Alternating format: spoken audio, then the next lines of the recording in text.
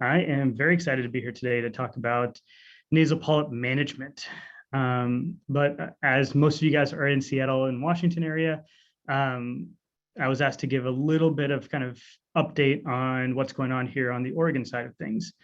So over the past about 4 years now, OHSU has grown significantly in terms of the allergy and immunology section division. And so there are 3 new young faculty here, and we are actually currently recruiting for 2 more faculty in this calendar year. So hopefully we should have 5 faculty by the end of 2022, which will be great. And the other faculty that are here with me is Dr. Tyler Yates. He's our PEDS immunodeficiency expert, as well as Dr. Karen Anstey, who does both adult and PEDS and has an emphasis on drug allergies. And so we are growing and excited that we're growing and hopefully starting a fellowship here in the coming couple of years. So yeah, we'd love to connect with all of you all in Washington and Seattle and hopefully continue to grow as the Pacific Northwest allergy group. All right, so let's get started. Again, we're going to talk about nasal polyp management and what's important for us as allergists to know as we are becoming more and more important in this field, as we're getting more medical therapies. So if you see at the top of my slide here, we're going to do some poll everywhere questions. So if you on your phone or your computer, if you just pull up pollev.com/ShyamJoshi148, we will have some polls that comes up just to kind of help keep this a little bit more interactive at 7 a.m. on a Tuesday morning. Okay, disclosures wise, none of these are really going to play a massive role in our discussion today. The only one I just want to point out is Sanofi. I was part of the advisory board last year. They do make dupilumab, which we will talk about today as nasal polyp management. And we'll be discussing some off-label use of medications, including budesonide and some other biologics. Objectives wise, so really we're going to start off with a discussion on endotypes and what we know about endotypes, because as you guys have all seen with recent meetings, precision medicine is the hot topic in allergy right now. And the more we know about the endotypes of nasal polyps, the better we can manage these patients. Then we'll talk a little bit about presentation and the multiple medical managements that are available to us at this point for nasal polyps. We'll skip this slide for time's sake. All right, so chronic rhinosinusitis is pretty common condition, and depending on which study you look at, but somewhere between 4 and 12% of Americans have CRS, and that equates to around 400,000 surgeries annually. The cost of this is around $22 to $32 billion per year. And how we've classically discussed nasal polyps is, chronic rhinosinusitis is that, do they have polyps or do they not have polyps?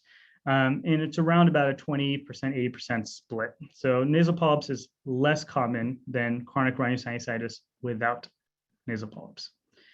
But why is this important to us? We know that patients with nasal polyps are much more likely to have atopy. They're much more likely to have asthma. So a lot of these patients end up in our clinic, and we are part of the long-term management of their nasal polyps. In addition, these patients are harder to treat. They're much more likely to have multiple sinus surgeries in the past. And when they do have sinus surgery, their symptoms typically recur pretty rapidly after the polyps are removed. So overall, nasal polyps are going to be becoming a larger and larger part of our practice. And personally, in my practice, I see at least one CRS with nasal polyp patient a day, and have entire clinics dedicated to these patients. So this is a pretty simplistic view of how we endotype nasal or chronic rhinosinusitis in general. And it's much more complex than this, but I think having this kind of overarching view of how we look at chronic rhinosinusitis does help us determine what the best treatment strategies are for many of these patients going forward. So this was an article in JACI in Practice back in 2019, and they looked at about 245 patients at Northwestern. And they looked back and they tried to identify which type of inflammation is going on in these patients with chronic rhinosinusitis. And so they found the patients with nasal polyps, about 2/3 of them had this T2 type inflammation. That what they were staining for were eosinophilic cation protein, Charcot-Leyden crystals. And again, this is classically what we think, right? In the Western society, we think when people have nasal polyps, it's going to be eosinophilic or typical T2 inflammation. However, if you look in here, about 1/3 of patients have some kind of mixed form or non-T2 type inflammation. So a good portion of them have both T1, T2. So we'll talk about what that means, T2, T3, and some have exclusively T1 or T3 and have no eosinophilic inflammation in their nasal polyps. And if you look at the patients without nasal polyps, it's also interesting that a good portion of them, about 1/3 of them, have classic T2 inflammation. So while all of our biologics right now are only approved for nasal polyps, there's a good portion of patients without nasal polyps with chronic rhinosinusitis that may benefit from them. And so that's something that is being looked at right now, that could we get these approvals for these patients because they would significantly benefit. All right, a little bit more about endotypes. So when we're thinking of, again, T1 inflammation, these are non-eosinophilic nasal polyps. And how this occurs is we have Th1 or ILC1 cells that release something called hypoxia-induced factor 1 alpha or HIF1 alpha.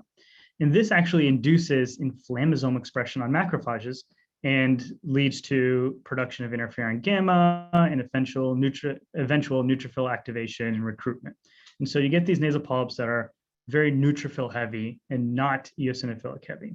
And so when we do sinus surgeries here at OHSU, our pathologists will look at what type of inflammation is going on the sinus biopsies, because that does gives us some prognostic information, but it also helps us have a more educated discussion with the patient on what treatment strategies are going to be effective and what aren't going to be effective. Then we have our classic T2 inflammation here, and this is going to be Th2 and ILC2 cells that produce a classic IL-4, IL-5, IL-13. You get elevated eosinophils, elevated IgE. We're not going to talk a lot about that right now. These patients often present with nasal polyps. They present with anosmia or hyposmia. They often have asthma, and they lack kind of the classic rhinorrhea, postnasal drip type symptoms. It's really a lot of congestion and loss of smell. And then we have our T3 inflammation patients. And this is quite different. So the theory on these patients are that we have extracellular bacteria or fungi that trigger epithelial cells to produce osteopontin. What that eventually does is actually helps in dendritic cells induce Th17 differentiation and leads to overexpression of IL-17, IL-22, and IL-23. You can see that's quite different than the T1 and T2 type inflammation. And this will come back when we talk about management a little bit closer. So again, when we look at this study from Northwestern. Can I ask you a question? Oh, absolutely. So in the T3 pathway, I mean, don't you wind up with neutrophilic inflammation similar to T1? You do have some, but when you're also looking at what other cells are involved, you're getting a much higher expression of Th17. And these patients have a little bit different presentation. They don't act the same as T1. So while neutrophils are playing a role in both of these, they present differently. So there is something else going on beyond just neutrophilic inflammation. And so this is exactly what I was talking about. So in T1 inflammation, we get interferon gamma, but there's not a lot of phenotypical characteristics here, other than these are more likely to be female. T2, like we talked about, more likely to have nasal polyps and anosmia. But T3, these are the patients that when we do like a rigid endoscopy, you see a lot of pus, a lot of intraoperative pus, compared to T1 inflammation, where you see a little bit, but it's not the overwhelming characteristic here. So this pus often has a ton of IL-17, IL-22 expression. So there is a difference here, both endotopically and phenotypically. So this is important to just mention again that not all nasal polyps are T2. And so especially in Eastern Asia. So this was a study out of China that looked at southern Chinese patients, and they had 351 consecutive patients with chronic rhinosinusitis. And they challenged them all with oral aspirin. And so 309 of them, of the 351, had nasal polyps, and only 2 out of the 351 had a positive challenge, which in America, that percentage is significantly higher. Our AERD population with patients with nasal polyps is double digits. This is less than 1%. And we see in this same population that there's a higher proportion of Th1 and Th17 inflammation compared to Th2. And even we see this even here in America, that patients that we have that are from Eastern Asia, when we do biopsies of their sinuses, they're often not Th2. They don't have any eosinophils in their biopsies. So this is, again, an important aspect to remember when you're taking care of these patients, that they may not act like a lot of other Caucasian or Black population that have nasal polyps. All right. So again, let's bring this back to why is this important to us as allergists? This seems like an ENT problem. But these patients are often have coexisting allergic or immunologic conditions, right? They have asthma, they have allergic rhinitis, they have AERD or NERD, they have EGPA. Some of these patients may have CVID, and that's why they're getting recurrent sinus infections. Allergic fungal sinusitis. We don't see a ton of that up here in the Pacific Northwest, but where I trained in Dallas was something very common. And a lot of these patients are on frequent antibiotics and have a lot of drug allergies. And so this is a great way to pick up on patients that have penicillin allergy labels and things like that, that we can actually help improve their antimicrobial stewardship. And a lot of these may affect which biologic we choose, which we'll talk about closer to the end of the presentation. So this brings us to our complex sinus multi-D clinic.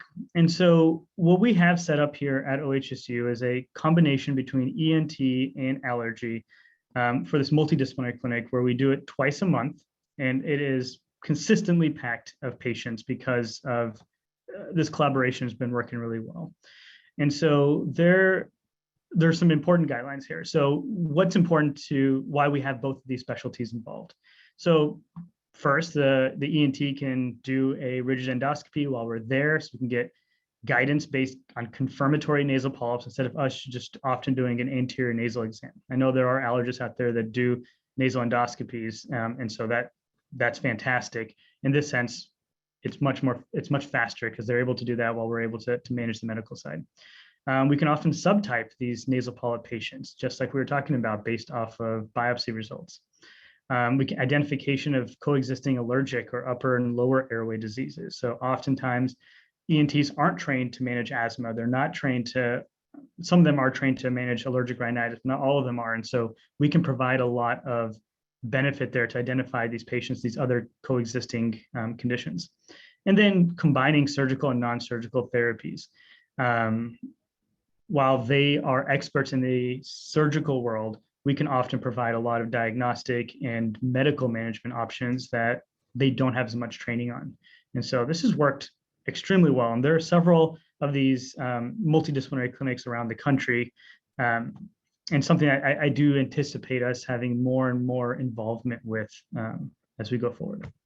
So our multi-D clinic involves 3 ENT providers. Dr. Detweiler and I are the co-directors, but Dr. Geltzeiler and Dr. Smith are both very active in this. And why this has been helpful is obviously we can evaluate these patients at the same time. And this helps because Oregon is very similar to Washington, that Oregon is, we have Portland, then we have the rest of Oregon. And so we have a lot of patients that travel 4, 5, 6 hours for care. And if we're able to see them at the same time, that's a huge benefit. We're, as an allergist, we're able to observe the rigid endoscopy, so we can see exactly what's going on in real time. We discuss management right in front of the patients. We see these patients together, we talk about it in front of the patients, and the patients have more skin in the game. They are able to be more involved in the decision making. And then it's a fantastic teaching opportunity. Whenever I'm there, I often have an ENT resident or ENT sinus fellow that's working with me. While we don't have fellows yet, this is a great opportunity for allergy fellows to work with ENT providers on management and learn more about the surgical side of things. And overall, our feedback's been fantastic, both from the learners as well as from the patients. And so this is something we do anticipate growing going forward, and hopefully more centers like this will come up around the country. So just one last slide about AERD or NERD. This talk is not about aspirin exacerbated respiratory disease. We're not going to talk about aspirin desensitization, aspirin therapy much, because that's an entire discussion on its own. So we're really talking about the other medical management options for nasal polyps. But just one quick slide on it. So these patients often are hyposmic or anosmic. They obviously have a lot of olfactory dysfunction compared to patients that don't have AERD and have nasal polyps. And these patients are incredibly difficult to manage. They have a high rate of recurrence, and less than 10% are disease-free after 5 years. And somewhere between 70 to 90% of these patients will require some form of revision surgery within 10 years. So really difficult to treat, but not the scope of this talk today.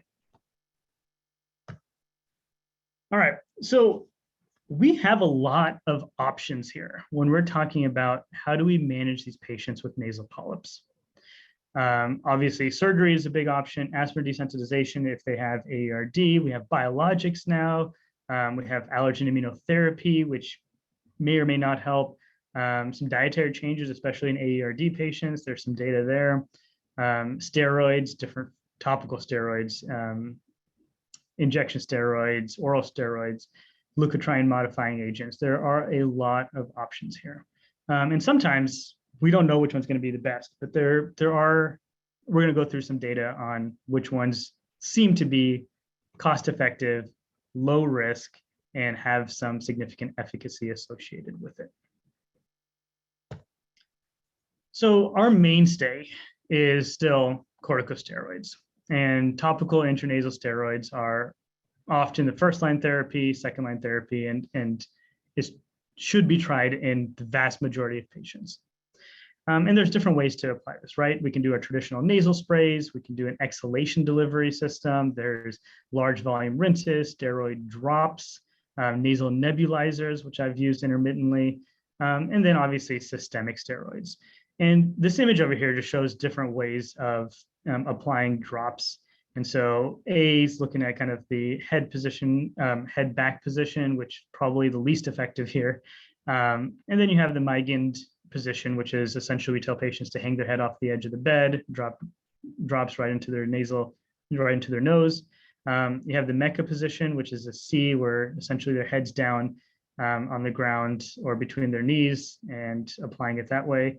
And then the Keiteki position, which is lying on their side, which I feel like it's harder to explain to patients, but some patients really prefer that instead of hanging their head off the bed. So different ways to use drops. All right, so this is our first poll everywhere question.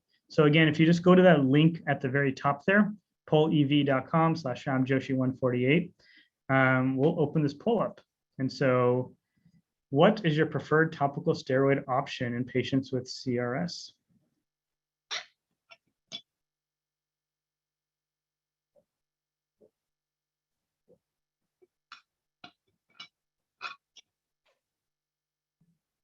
Let me know if there's anybody having issues with using it. It looks like we already have one response in. Give it about a minute here.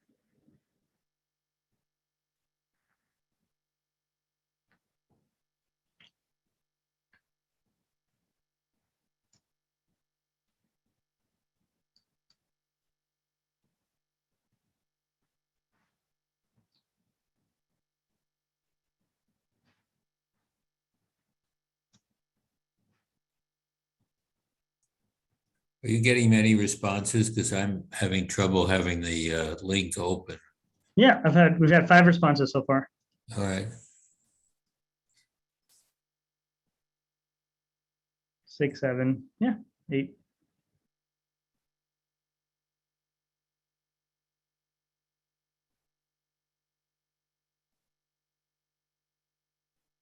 Give that 10 more seconds.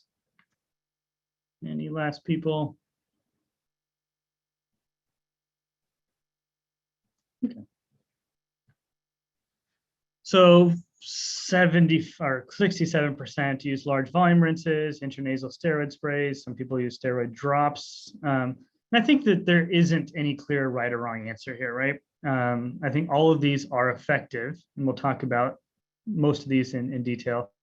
But it's really patient preference. And I think that's what we found out is you can offer each one of these to the patients, and the patients are going to tell you which ones they're most likely to do. What's by far the most important thing is that they're using something. So a lot of times ENTs prefer the large volume rinses, which I think also really works very well.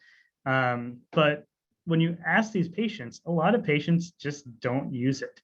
They're 50-50 on their ability to use it. So one example is we have a patient has AERD and is a truck driver. And he had great surgery response, was doing great. And then his nasal polyps came back. And after we kind of dug into it a little bit, he can't do rinses while on the road. It's just too messy. He doesn't have the capabilities of doing that. And so we switched him actually over to the exhalation delivery device, and he's doing fantastic now. And so what's by far the most important is, are these patients able to stick with the recommendations that you have? And if they're not, then just switching them to something else is very reasonable. Okay, so let's talk about intranasal steroids, nasal sprays really quickly here. So this is by far the least expensive treatment option for nasal polyps.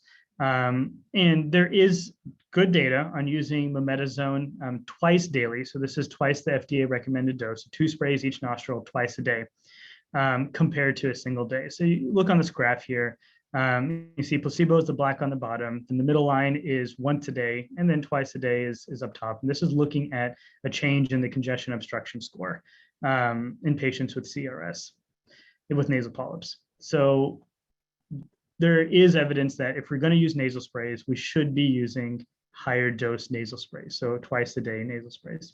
The nasal spray technique does play a role here, and it is worthwhile to spend less than 5 minutes on just teaching the patient on how to prime it, how to make sure that they're getting in the right angle, they're not going straight on the septum, they're not getting epistaxis. But patients truly appreciate the few extra minutes that it takes to teach them how to use the nasal spray. And again, there's a lot of outcome data here looking at nasal polyp scores, congestion scores, looking at peak nasal inspiratory flow, so PNIF, and the SNOT-22. So good data there. Looking at steroid rinses. So there isn't great data here, although we use this all the time. So there's really only about 3 randomized controlled trials that actually have more than 50 participants. There are several that have fewer than that. And 6 total randomized trials last time I checked a few months ago. And so it is by far more effective in patients that already have an open sinus cavity, open nasal cavity. So it's immediately after surgery or systemic steroids kind of shrink the polyps down. So this trial, these tables on the graphs on the right, was a study from Australia looking at about 44 patients that are randomized to mometasone. So they were either told to do 2 milligram rinses or mometasone nasal spray over a 12-month period.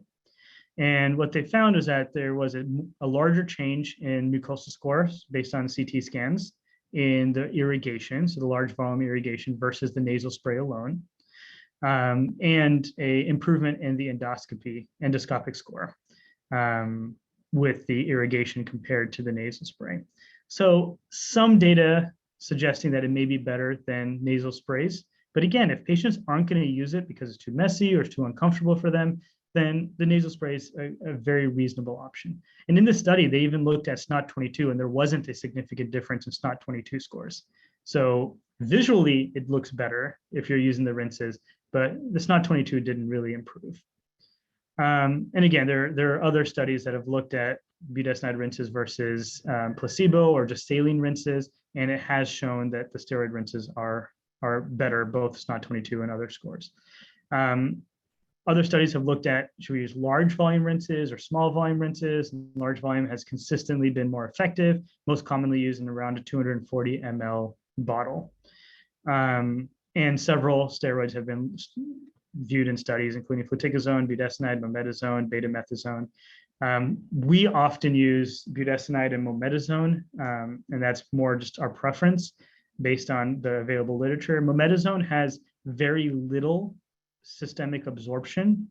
So in patients that you're worried about, they're on inhaled steroids, they're on topical steroids, they're on steroid rinses, we often pull towards mometasone just because it is less absorbed. Okay, so just a couple of brief slides on the exhalation delivery device. There's only one company, there's only one device out there right now. And it was FDA approved about 5 years ago now. And one of the biggest issues is just the cost of it. So recently I checked, and it was around $400 a month for this device compared to the rinses, which are around $30 a month, or a nasal spray, which is less than $10 a month. And so that's a big barrier. There are these aggressive patient assistance programs if you use their pharmacy of choice. So it ends up being somewhere between $0 to $50 a month, which patients are often able to afford, but not all. And what it really does is just when you're exhaling into the device and pressing the actuator at the same time, it does kind of lower the soft palate, allows the medication to get higher up in the nasal cavity and reach some of the frontal areas that aren't typically reached with a regular nasal spray. So looks good. The data also looks decent, but unfortunately, the only studies we really have is against placebo using the same device. We don't have any good randomized trials comparing this exhalation delivery device to, let's say, steroid rinses or to regular steroid nasal sprays. So this is as good as we get. But as you can see here, the blue is the placebo, the gray, the orange, and the yellow all are different doses of the same exhalation delivery device. And so that's why they went with the lowest dose, which is 93 micrograms. But it did show an improvement in the bilateral nasal polyp score, and as well as in several other markers, congestion score, snot. And what's also important here is to note that even at week 24, you still see that downward trajectory. So oftentimes we prescribe these to patients and they come back a month or 2 month follow-up and they're like, yeah, I see some improvement. But really they have to stick with it for several months, usually 4 to 6 months to get to that maximum benefit area, especially if they're using it regularly. So we do try to push them for at least 4 months, ideally 6 months of therapy before we call it that this may not be a good option for them as long as they're tolerating it well. Again, just a brief slide on steroid stents, just to, again, make sure that we're all aware that these are available. So these have been FDA approved from 2011. There are 2 stents on the market. The one at the bottom is called a Propel stent, and the one on the top is called a Sinuva. And there have been approximately 200,000 patients have received stents from 2012 to 2017. And I would say it's probably even increased more than that in the past 5 years. We just don't have that data yet. And these were approved based off of very short-term outcome data. So we're looking at like 1 month after these were placed. There isn't good long-term data.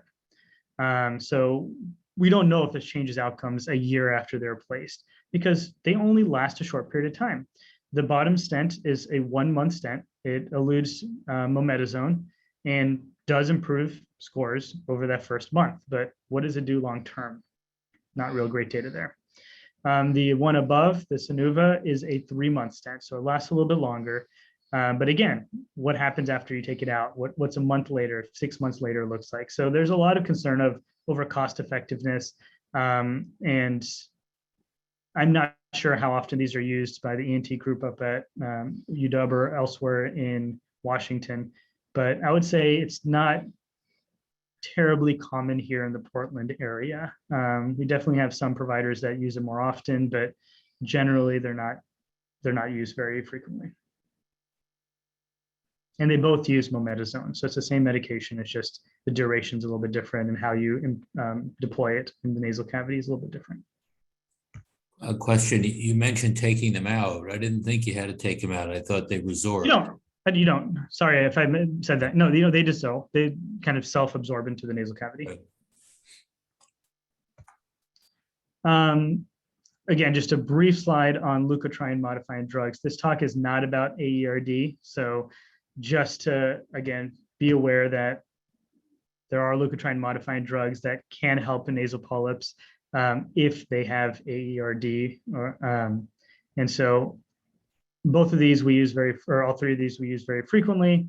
Xyluten is just, the downside is just the cost of it and the fact that you have to check liver enzymes every 3 months. But there are patients that do extremely well on xyluten. And these are usually the patients that have some modest or significant benefit on montelukast or zafirlukast already, and they need something additional. And so xyluten is cheaper than the biologics. That's something that we sometimes try in these AERD patients before going to a biologic. All right, so this often comes up. What is the indication, and are systemic and topical antibiotics helpful in chronic rhinosinusitis? And the answer still is we're not quite sure. Most of these studies that have been done are small, they're highly heterogeneous, so it's really hard to compare them. And almost all the studies have different antibiotic course lengths. They use different antibiotics. And so there just isn't great data. And so there was a Cochrane review that was done about 5 years ago, and their conclusion was, we have no idea. There's very limited evidence. There's no clear conclusions. And so they're still often used, but there isn't great data here. And we often see patients that come in with these complex regimens of multiple antibiotics in their rinses and things like that. And for the majority of people, it doesn't make a significant difference. And so I would say the OHSU ENT providers have been doing this less and less, especially the topical antibiotics. Systemic antibiotics is still used, but there just isn't great data here. So one trial I do just want to bring up briefly for a couple of reasons is this was published in Rhinology about 5 years ago. And it was a prospective open label evaluation of long-term low-dose doxycycline, which is one of the more common antibiotics used for CRS. In these patients was really difficult to treat CRS with nasal polyps. And this was done in Brazil, just 60 patients, not a huge study, but half received just typical intranasal steroids, so over a 12-week period, as well as saline irrigation. And then the other half received both of those, so intranasal steroids, saline irrigation, and doxycycline for the whole 12-week period. And what they found was, okay, there is a little bit of improvement in patients that received the doxycycline. Technically statistically significant, but not huge. But there is a benefit here, and they looked at SNOT 20, not SNOT 22. But what's more interesting, and also they had some improvement in SNOT 20. How many patients had a clinically significant improvement in SNOT 20, and the Lund-Kennedy's outcome. So maybe there's some benefit here. But what I thought was most interesting about this paper is that they actually found a negative association in patients in terms of SNOT 20, if the patient had a presence of asthma, if they had AERD, or if they had elevated serum IgE levels. And so what that tells me is, again, when we're thinking about these patients with chronic rhinosinusitis with nasal polyps, there are different endotypes. These are different patients. And antibiotics are not going to be helpful probably for the T2 type inflammation. While some of these antibiotics have a little bit of anti-inflammatory properties, great, but it's really these probably T3 population patients that have the Th17, significant purulence drainage, have probably some triggers with bacteria. Those are the patients that are probably going to benefit the most with long-term antibiotic courses or even topical antibiotics. And so again, when we're thinking about how do we manage these patients, having a better understanding of what their phenotype is, potentially what their endotype is, if we have the capabilities of doing that, and using that information to decide, are antibiotics going to be effective? Are they not? Are steroids going to be effective? Are they not? Are biologics going to be effective or are they not? That's all. It's an academic exercise, but it also does change outcomes. All right, can't have a talk about nasal polyps without talking about sinus surgery. And obviously, I'm an allergist. I'm not a ENT provider, and so my understanding of the surgical techniques is basic compared to what most of these ENT providers are able to do. But studies over the past 10, 20, 30 years have shown consistently that patients do have improvement after sinus surgery for patients that have nasal polyps. But most of these studies have very short-term outcomes. So they're only looking at it within about a year after surgery.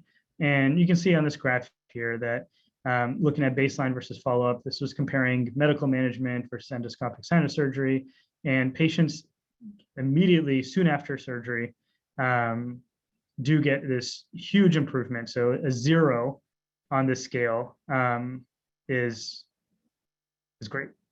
So they do much better earlier on.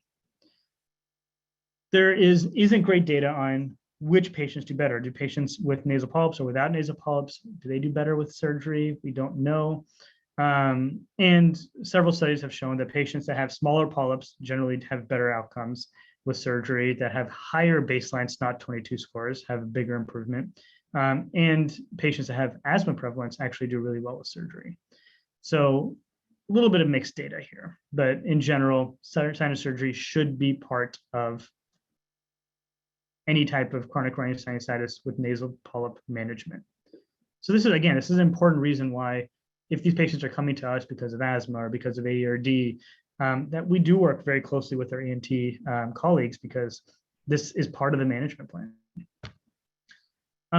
When we look at kind of a little bit more long-term data, so we see that over time, you see this kind of decline in SNOT-22 change. So higher on this graph is a better change, bigger change, versus lower, where it's going back to kind of minimal change. And you can see the trend is, as you have a longer length of follow-up, your change diminishes. And so when we're looking at 4 or 5 years after follow-up or after surgery, a lot of their symptoms come back. And that's why medical management is also a key important aspect of long-term management of chronic rhinosinusitis with nasal polyps. It's not just surgery, but surgery does play a huge role going forward. So this was a very recent study, came out about a couple of years ago, looking at long-term outcome of different endoscopic sinus surgeries in patients with nasal polyps and asthma. So what they did was they took 81 patients. This was out of China, so maybe their endotypes a little bit different than ours, as we talked about earlier. But they had chronic rhinosinusitis, they had asthma. Then they were randomly assigned to getting a kind of a classic endoscopic sinus surgery versus a radical endoscopic sinus surgery, which involves much more involved. And then they also had a radical endoscopic sinus surgery plus a draft 3. A draft 3 is a modified lothrop. So essentially, they kind of remove the inferior portion of the interfrontal septum. They take out the superior part of the nasal septum, and the frontal sinus floor bilaterally is removed. So it's creating a large cavity at the inferior part of the frontal sinuses to create this kind of opening that allows better medication, better topical steroids to get up there, and just more room for topical steroids to get where they need to go. And then their post-op care was about the same. They gave them all antibiotics if they needed it, because if the cultures were positive. They had a 3-week taper of methylprednisolone, and then they were told to use a budesonide nasal spray and saline lavages. And so if you look at the data here, so the patients that just got the basic endoscopic sinus surgery, they had recurrence very rapidly. Within 8 to 10 months, they have some degree of recurrence of nasal polyps. And even in the patients that had a radical endoscopic sinus surgery or with the modified lothrop, often they lasted a little bit longer, but by 4 or 5 years, 95% of them had disease recurrence. So they had the nasal polyps back. So sinus surgery and mild appropriate medical management still may not be enough to prevent these patients from getting recurrence of their polyps.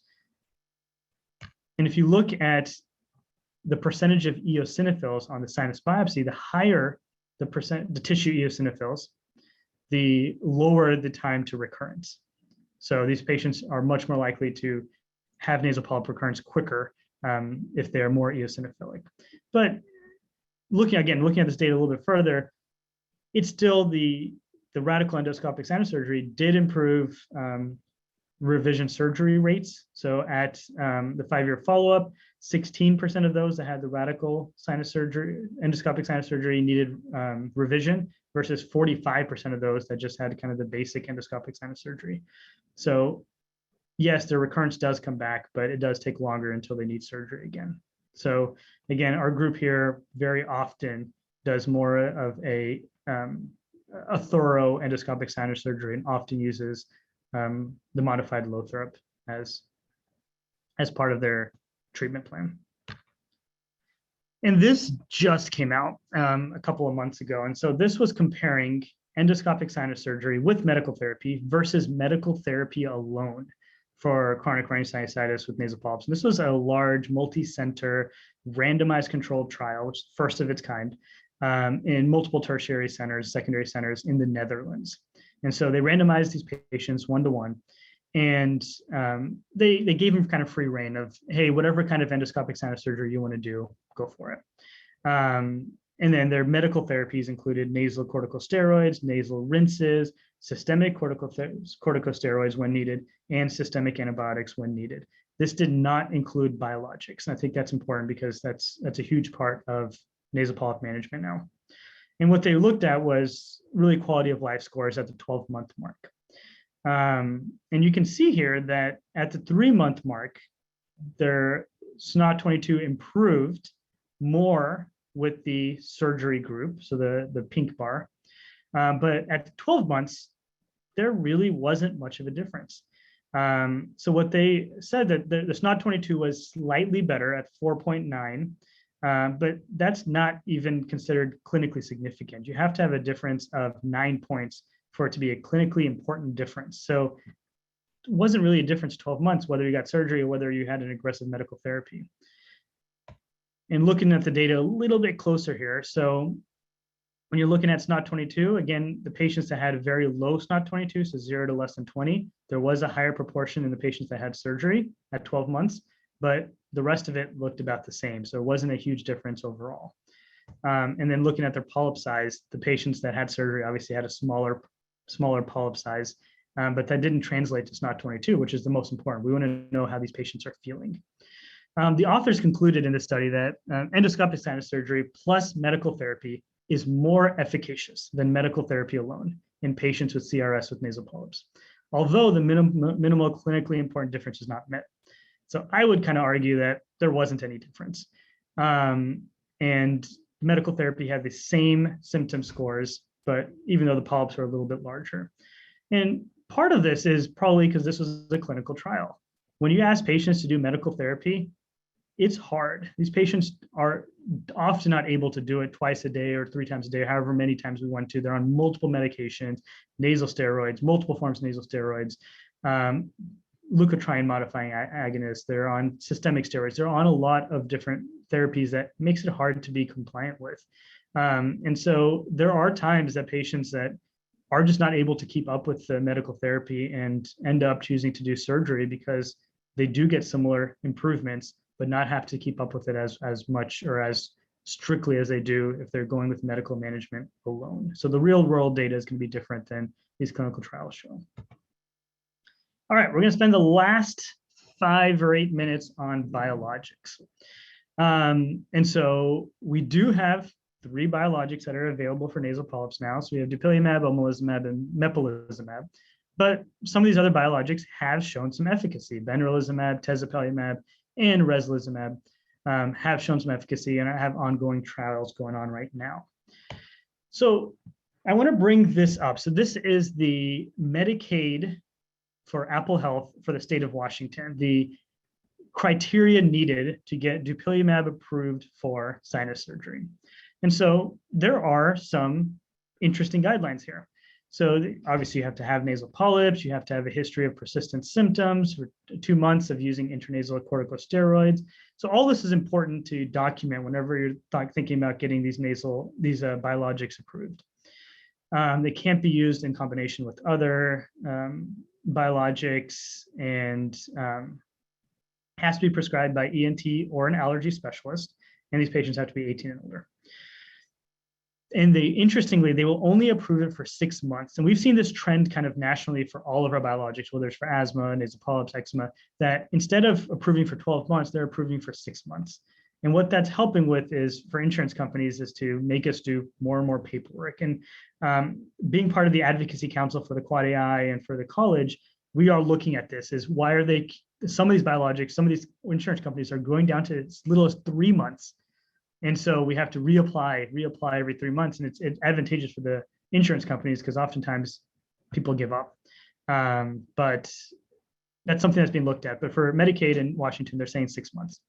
But what's interesting is that different insurances will have different criteria. I've seen some that have to have a certain degree of nasal polyps, a certain size. So have to have ENT document what size of nasal polyps they are. I've had some insurance companies come back and be like, they've had to have had surgery within the past 2 years. And if they haven't, then we're not going to approve the biologic. I've had some insurance companies come back and say they have to have used a nasal steroid eluting stent. And I'm like, that makes no sense. Look, I think a lot of that happened right when these biologics were approved initially, and it's gotten a little bit better over time, but we still see some of these insurance companies come through that have these left field criteria that don't really make sense. And one thing I do want to note is that benralizumab just actually got recently denied by the FDA a couple of weeks ago for their indication use for nasal polyps. And the FDA essentially is asking, we want some more data. And the problem with the trial was the phase 3 trial called Ostro, they showed improvement in nasal polyp scores, but they didn't see a change in SNOT-22. They didn't see a change in time to first nasal surgery. They didn't see a change in systemic steroid use for nasal polyps. And so they have a second phase 3 trial called Orchid that's going on right now that should provide some results by the end of next year. So there's still hope that benralizumab will get the nasal polyp indication, but as of right now, it doesn't look like it's going to happen in the immediate future. So we'll keep an eye on that. All right, so another poll question. We'll give you guys about 30 seconds for this just because we are limited on time here. And so is there a biologic of choice that you do with patients that have chronic rhinosinusitis? So exclusively one of the approved biologics, or it depends on comorbidities, or have you tried to use other non-approved biologics?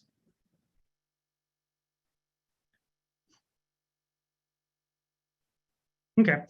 You guys can keep entering. Just want to make a couple of comments here. So yeah, I think these are the two most common practices is dupilumab, and we'll talk about why, versus comorbidities. But interestingly with the comorbidities is if they have atopic dermatitis, dupilumab is going to be the primary. If they have asthma, oftentimes we're going to choose dupilumab either way. Patient preference definitely plays a role because dupilumab is given every 2 weeks versus some of these other ones are monthly. And if benralizumab gets the approval, then that's every 2 months. So there are definitely some patient preferences there as well. Okay, so which biologic's best? We don't have any direct comparisons, so we don't have a great answer for this. But interestingly, the makers of dupilumab are going about this. They have applied for a study called the Everest study that's going to compare directly dupilumab versus omalizumab for patients with nasal polyps and type 2 nasal polyps. And so I don't think they're recruiting yet. I'm not 100% sure about that, but I think this will be really interesting data. This will provide us some actual direct comparison evidence to say, is there one biologic that may be better than the other? But what we do have is we have indirect studies. So this was one that came out last year. And this was by Anju Peter's group, so out of Northwestern. And what they did was they wanted to compare, at this point, it was just dupilumab and omalizumab. This was before mepolizumab was approved. And what they wanted to do is let's compare the phase 3 trials to each other. And they had similar study populations. The dupilumab group had a little bit higher systemic steroid use, so maybe a little bit more severe. And the omalizumab group had some interesting inclusion criteria, including specifically having a SNOT-22 score above 20, which the dupilumab trial didn't. So they had some patients that had a little bit less. And they had IgE and weight criteria. Just because of how omalizumab is dosed for asthma, they wanted to kind of include these numbers in this trial as well. So just some caveats, but what they were looking at were primary bilateral nasal polyp scores, nasal congestion scores, loss of smell, upsit's also a smell identification, and it's not 22. And so what they found, so this top part of this was comparing the omalizumab and dupilumab against placebo, and they found them all to be to favor the biologic. And then this gray bar on the bottom here, they were comparing dupilumab to omalizumab, and they used this butcher indirect comparison, which is the standard. And they found that dupilumab provided a larger improvement, even comparing to each other, in nasal polyp score. And so this indirect, again, there's limitations here, showed that dupilumab may have better effectiveness than omalizumab. And they showed this across the board. So nasal polyp scores, the nasal congestion scores, loss of smell, dupilumab was superior. In SNOT-22, there was a greater improvement in dupilumab, but it wasn't statistically significant, so trending in that direction. And then they did some subgroup analysis looking at asthma, SNOT-22 greater than 20, IgE levels, weight, and in all of those, dupilumab was favored. But again, those are indirect comparisons. And I would say from my practice, dupilumab is probably superior in most cases, but I've definitely had some patients that have done really well on omalizumab. And I've had even maybe a handful that I've switched from dupilumab to omalizumab and have found an improvement. And I can't tell you why, but there probably is some subtypes that do better on omalizumab. So this was published 3 weeks ago, and this was comparing multiple biologics. This was out of Louis Zhang's group out of Beijing. He does a lot of work on chronic rhinosinusitis and pathophysiology and some outcome studies. And what they looked at was 4 biologics. So the Batchert 2017 study was looking at mepolizumab IV, the Ostro, that's the benralizumab, and then the Polyp Sinus we talked about, and then the Synapse is also a mepolizumab study. And then they were looking at mean difference in nasal polyp scores. So if we look at mepolizumab versus omalizumab, they're about the same. If we look at benralizumab versus omalizumab, favors omalizumab, but not still within the confidence interval.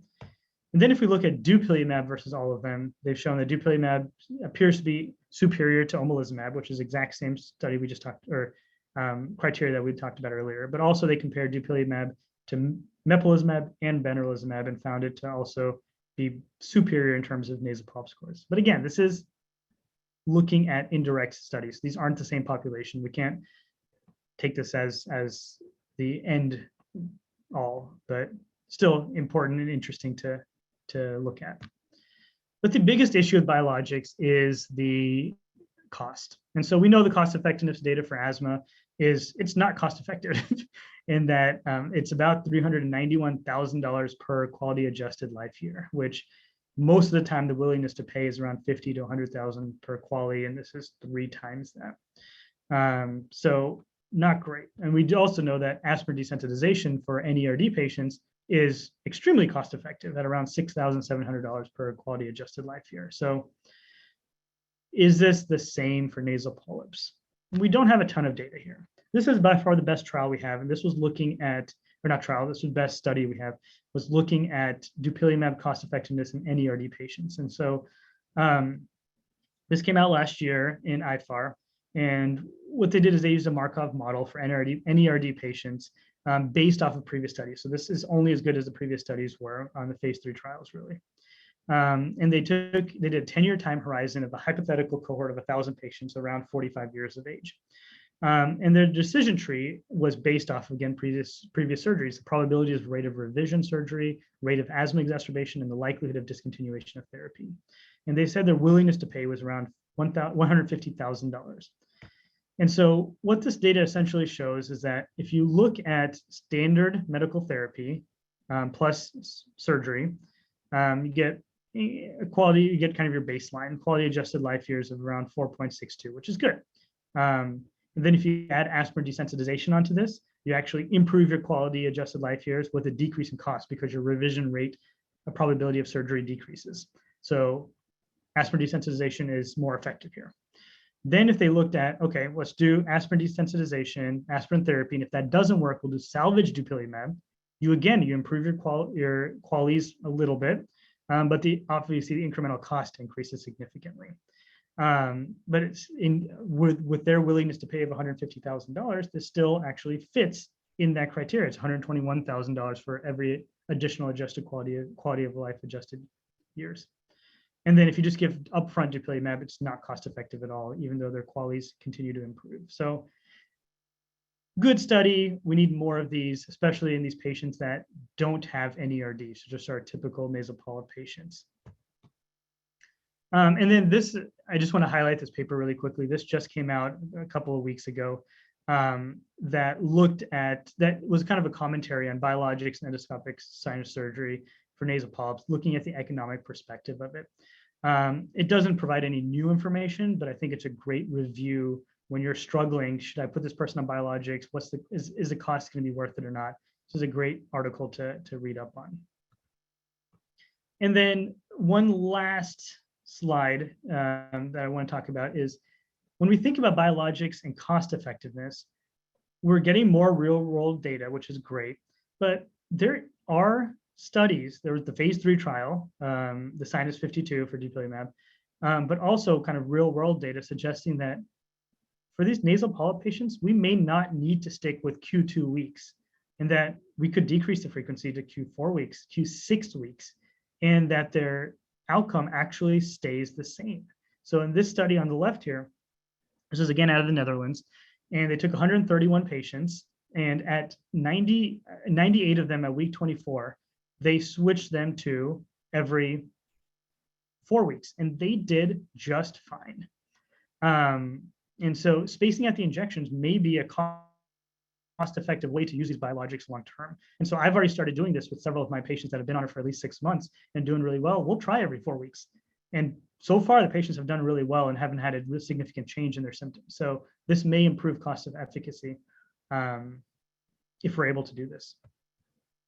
So the Euphoria, which is the European Forum of Research and Education in Allergy and Airway Disease, came out with some recommendations on which patients should potentially be considered for biologics.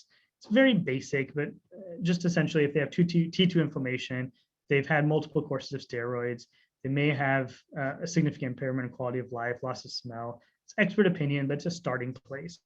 And I would say my approach is pretty similar.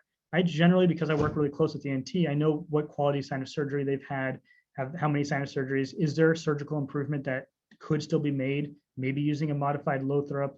And then really looking at how quickly they recover, their polyps occur after surgery. Do they have significant side effects of systemic steroids? If they have NERD, have they failed aspirin desensitization? Have we tried Xyluten? Everything that's more cost effective, I'm going to try first. And sometimes it comes down to patient preference and patient costs. So the future direction of nasal polyps, we need more biomarkers. We need better ways to identify what type of inflammation is going on here. We have a lot of unanswered questions. When should we start biologics? Should we do it before? Should we do it after surgery? How long should these people should be on biologics? Can we space them out? Can we compare different biologics to each other? Are there new biologics that are being looked at right now that may be better? And then standardizing the studies that we use to compare therapies. Right now, the baseline characteristics all over the place, the outcome measures all over the place. So we can't really do meta-analyses on a lot of these trials because they're so heterogeneous. So just standardizing that will make it significantly improve.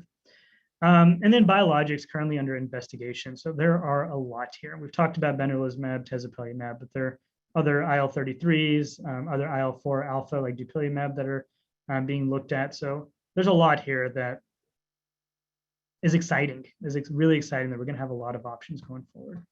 So take-home points. So chronic rhinosinusitis, nasal polyps is not uncommon, and it's a major burden to society. Both medical and surgical therapies are effective, and both probably need to be employed for maximum benefit.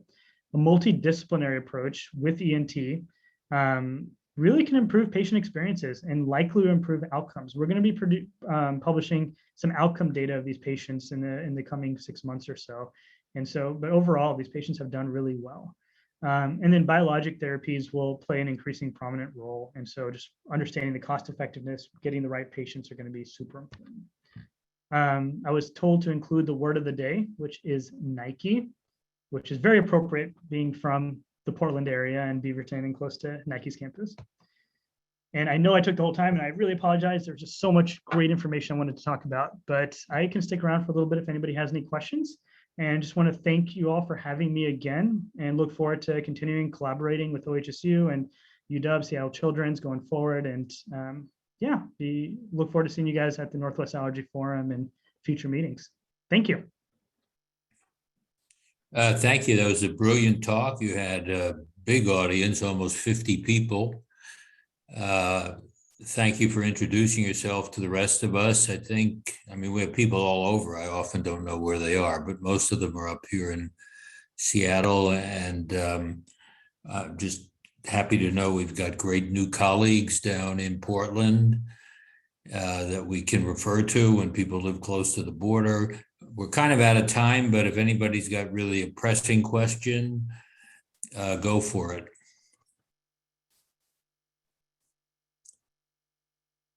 I just see a chat thanking you again for a good presentation. I've read one very trivial question. I always thought when you did large volume nasal irrigation, budesonide was the drug of choice because of its solubility. And then you had like 4 different steroids.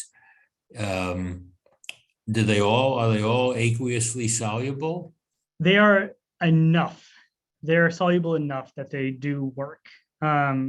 Mometasone is equally soluble and has less systemic absorption. So we try to tend towards that, but budesonide is still probably the most commonly used around the country. But yeah, they would all potentially work fine. All righty. This is Vinod here, one of the practicing allergists here in Seattle. Thank you, Len. Sorry if I interrupted. Thank you, Dr. Joshi. It was an amazing talk. And I did have one question, or at least related. I know the outcome with small polyps, were better compared to larger polyps. Again, is there a rationale for that? Thinking it's early in the disease process that they do have better outcomes as opposed to somebody who's been just sitting on it for a long time and they're kind of beyond, repair, recovery from that perspective. The second related question is, mixed endotypes, meaning between, you have this isolated ones, but in real world, start to think that there's kind of mixture of a couple different things happening. So I didn't know if there's data looking at combination of things happening that may affect outcomes. Thank you so much. Yeah, great question. So the first question about the polyp size, I do think, I think it has to do with at some point when your nasal polyps are so large, they've created structural changes in the nasal cavity. They can lead to a lack of medication getting up appropriately to the sites where it needs to go. And surgery is significantly harder when the nasal polyps are a very large size. So I think overall, you're to the point where there's so much change in the nasal cavity kind of structures and things like that just makes it difficult. And then the second question was, just a mixed endotype between TH1, TH2, T3, That is a great question. And that is not something anybody has particularly looked at. And so all this endotyping is really just in the past 2 years, 2.5 years.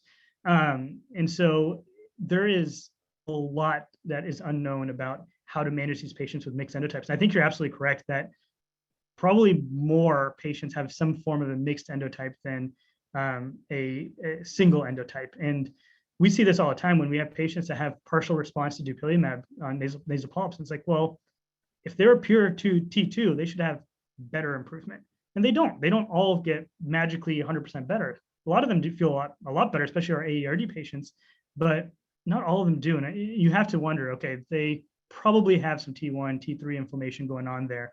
And what is going to be the better option there? And so as this becomes more norm to kind of really endotype these patients and better understand this, I think we'll have better treatment plans for these kind of mixed patients, but we don't have that data yet, but something we really do want to do. I have a question in the chat. Between dupilumab and omalizumab, was high or low IgE favoring dupilumab? So they looked at elevated IgE levels and dupilumab still was superior in the indirect trial of when comparing to omalizumab. So we don't have, again, data with direct comparison, but using the indirect comparison that even the patients that had higher IgE did better on dupilumab.